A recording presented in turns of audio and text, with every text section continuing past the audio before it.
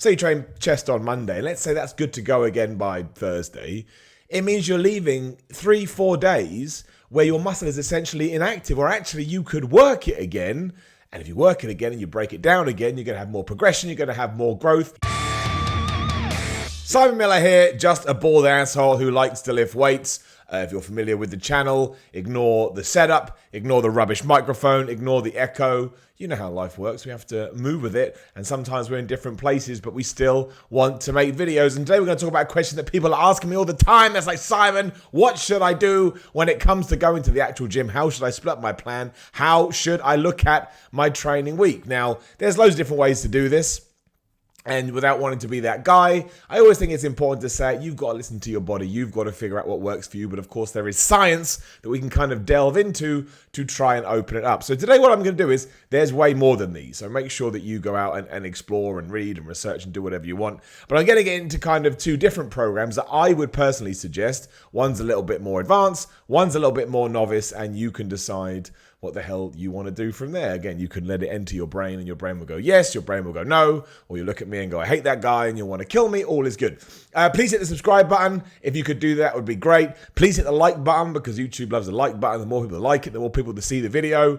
And leave me a comment. Leave me a comment. Let me know what you think about all this and other things that you would like to learn. So, the more traditional way the traditional way to train, if you kind of take it as a stereotype, for lack of a better term, is that you do back and bis, you do chest and tris, you do legs, you do shoulders. That's 4 days, and maybe take a day off, you do it again. And then you basically train one muscle part a week. And that will work. If that's what you want to do, and you want to do chest Mondays, where you go and work your chest and everything is good, that is absolutely fine. I'm not going to say, I did that for years. I absolutely did that for years. So, if you're just starting out or you're getting into it, maybe it will work to you. However, the real kind of progress I started to make is when I had a trainer on board for a little while, and he said, Simon, you should start training your muscles twice a week. And this blew my mind, because then my muscles won't repair in time. But basically, there's new information out there, not even that new anymore, that says it's not true. And realistically, your muscle, with the right kind of sleep and nutrition and supplementation,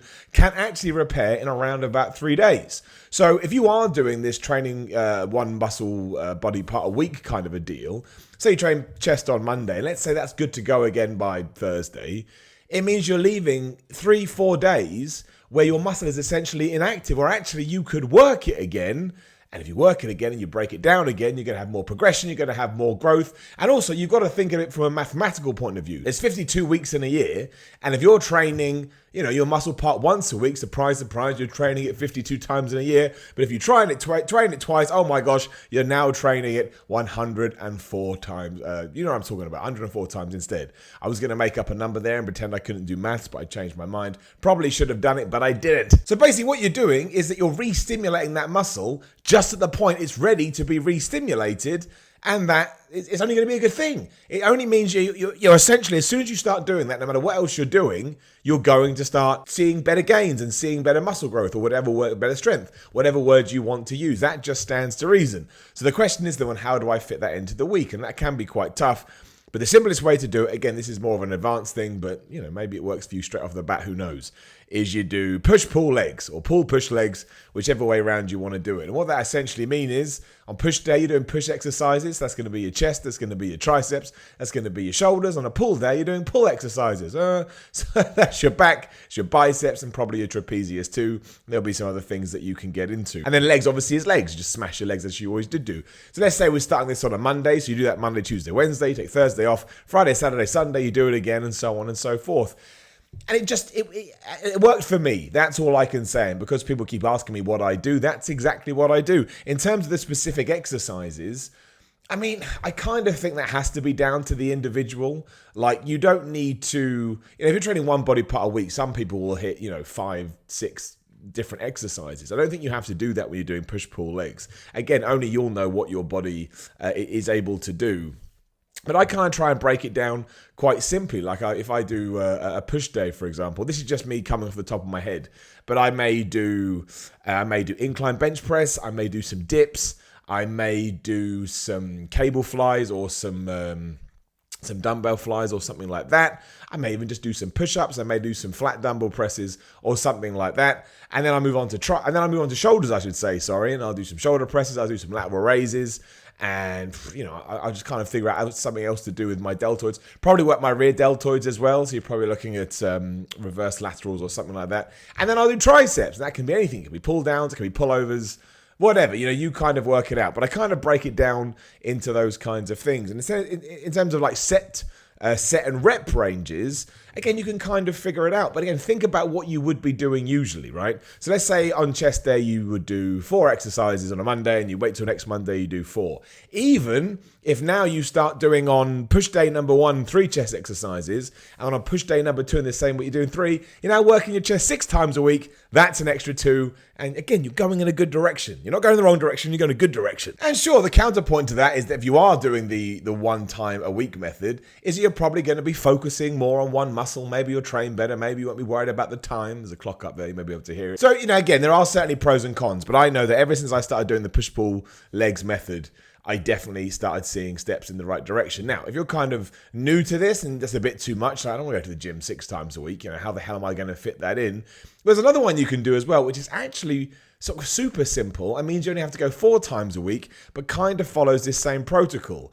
And that's basically on Monday, you do an upper body workout. So that would be, back, shoulders, chest, and arms. On Tuesday, you do your legs workout. Wednesday, you take the day off. Thursday, Friday, you do it again. Saturday, take the day off, so on and so forth. And when you're doing that as well, you can take an extra rest day as well, should you so wish. So essentially, you're only training four times a week. Now, the upper body day may take you a little bit of time.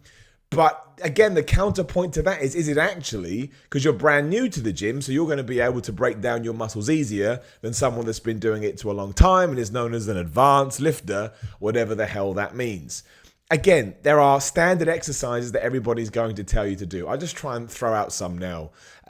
Chest, bench press, dumbbell press, dip, dumbbell fly, cable fly. I'll miss some now. Press ups, push ups, always good. Never knock your own body weight exercises. They can be brilliant if you know what you're doing with them.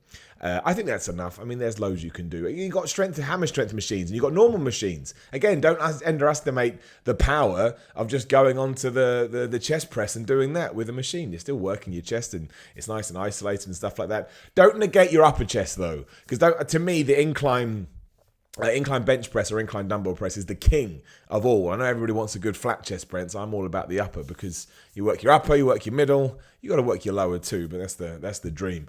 For back, you're looking at what? Deadlifts, lat pull downs, dumbbell rows, cable rows, pull-ups. Again, pull-ups, man, can't advocate pull-ups enough. You got single dumbbell rows. Again, you got all your hammer strengthening machines. Again, there's a bunch of stuff you can do out there. I would have forgotten loads. Shoulders, shoulder press, lateral raise, rear delts. I really should have written these down instead of going, you catch my drift. And arms, you can go on for days. Spider curls, hammer curls, normal curls, single curls. You can go curl on a cable thing if you want using the ropes. That's always good. And triceps, you've got overhead extensions. Again, you got pull down there. I knew this was a bad idea.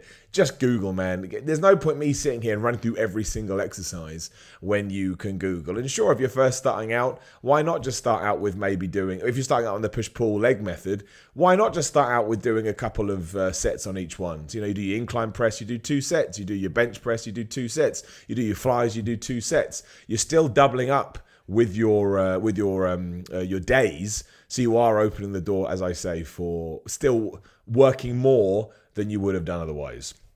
There's loads of other things you can do. I'm certainly not against people doing circuit training when they first start training in the gym. I personally wouldn't do that, but if you feel like you can. But the key to all of this is to, I think I said this at the start, I'll say it again because I think it's that important, is to listen to your body. So if you've done a chest workout on Monday or a push workout on a Monday and you get to Thursday and your chest still hurts, you probably don't want to work it. There is that argument to be had because it probably means your muscle's still recovering and you don't want to get into the state when you're trying to work a recovering muscle because then you will start hindering your gains and you will start hindering your progress. So, but I've been doing it a while now and I found as long as I sleep right and as long as I eat right and do all of these things and actually allow the muscle to recover, I'm more than good to go by Thursday. It's not like I'm feeling anything when I'm training or anything like that. So that's how I train. Push, pull, legs, rest, push, pull, legs. and you go on from there. And I cannot, in terms of evidence, it helped me so much. It really, really, really did help me so much.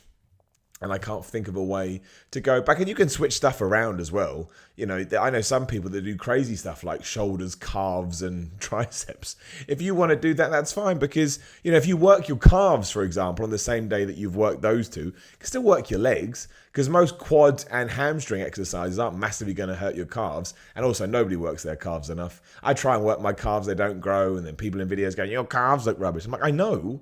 This comes as no surprise to me, the guys over here. This comes as no surprise to me. Also, why do you give two shibs about my calves? Basically, work calves every day. Or don't work them at all. Or don't really care. Right, that's it. That's how I train. That's how I think you should train. Just some information from my brain in case you were interested. Thank you to everybody who continues to come to the channel. I massively appreciate it. I've also got a Patreon. Patreon.com/SimonMiller316. If you want to support that way, that would rock. Because my videos aren't doing well enough to make any money from YouTube. I'm just being honest. Subscribe, like, share, comment, do all of that. And I'll see you again tomorrow.